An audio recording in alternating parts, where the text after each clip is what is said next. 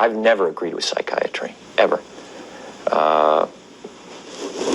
Before I was a Scientologist, I never agreed with psychiatry. And then when I started studying the history of psychiatry, I started realizing more and more why I didn't agree with psychiatry. And as far as the Brooke Shields thing is, look, you gotta understand, I really care about Brooke Shields. I think here's a wonderful and talented woman. And I want to see her do well. And I know that psychiatry is a pseudoscience. But Tom, if she said that this particular thing helped her feel better, whether it was the antidepressant or going to a counselor or a psychiatrist, isn't that enough? Matt, you have to understand this. Here we are today, where I talk out against drugs and psychiatric abuses of electric shocking people, okay, against their will, of drugging children with them not knowing the effects of these drugs. Do you know what Adderall is? Do you know Ritalin? Do you know now that Ritalin is a street drug? Do you understand that?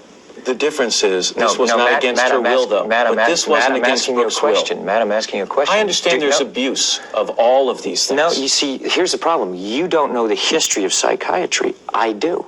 Aren't there examples, and might not Brooke Shields be an example of someone who benefited from one of those drugs? All it does is mask the problem, Matt. And if you understand the history of it, it masks the problem. That's what it does. That's all it does. You're not getting to the reason why. There is no such thing as a chemical imbalance. So postpartum depression to you is Matt, kind of a little psychological gobbledygook?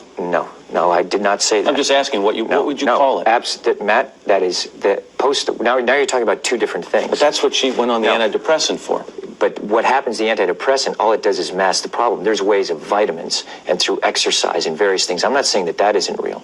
That's not what I'm saying. That's an alteration of what I'm saying. I'm saying that drugs aren't the answer, that these drugs are very dangerous. They're mind-altering, antipsychotic drugs.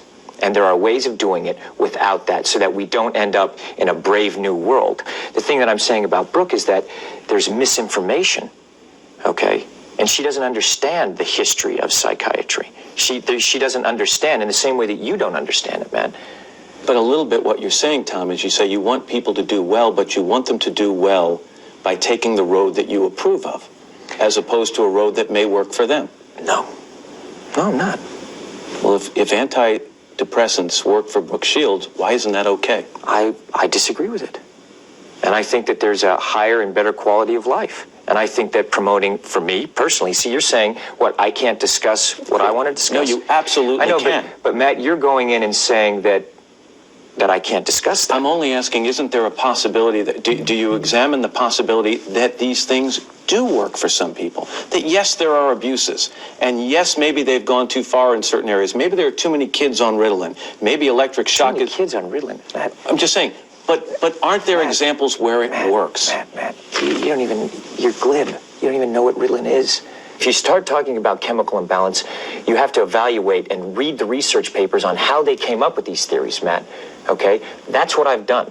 And you go and you say, where's the medical test? Where's the blood test that says how much Ritalin you're supposed to get? It's very impressive to listen to you, because clearly you've done the homework and you know the subject. And you should. And you should do that also, because just knowing people who are on Ritalin isn't enough. You should be a little bit more responsible in knowing I'm not prescribing Ritalin, Tom, and I'm not asking anyone else to do it. You're saying no, I know some people who seem to have been helped by it. But it's like, this is a very important issue. This is couldn't agree more. And you know what? And you're here on the Today Show. Right. And to talk about it in a way of saying, well, isn't it okay, and being reasonable about it when you don't know, and I do.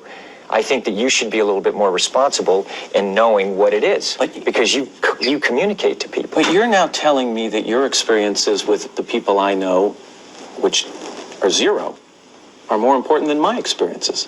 What do you mean by that? You're telling me what's worked for people I know, or hasn't worked for people I know, and I'm telling you I've lived with these people, and they're better. So you're advocating it? I am not. I'm telling you, in their case, individual case, it worked. I am not going to go out and say, get your kids on Ritalin, it's the cure-all and the end-all. Matt, but here's the point. What is an ideal scene in life? Okay. Ideal scene is someone not having to take antipsychotic drugs. I would agree. Okay, so now you look at it and you go, okay, a departure from that ideal scene is someone taking drugs. Okay, and then you go, okay, what is the theory and the science behind that justifies that? Let me take this more general, because I think you and I could go around in circles on this for a while, and I respect your opinion on it. Do you want more people to understand Scientology? Would that be a goal of yours? You know what? Absolutely, of course. You know, How do you go about that? You just communicate about it. And the important thing is, like, you and I talk about it, whether it's, look, if I want to know something, I go and find out. Because I don't talk about things that I don't understand. I'll say, you know what? I'm not so sure about that. I'll go find more information about it so I can come to an opinion based on the information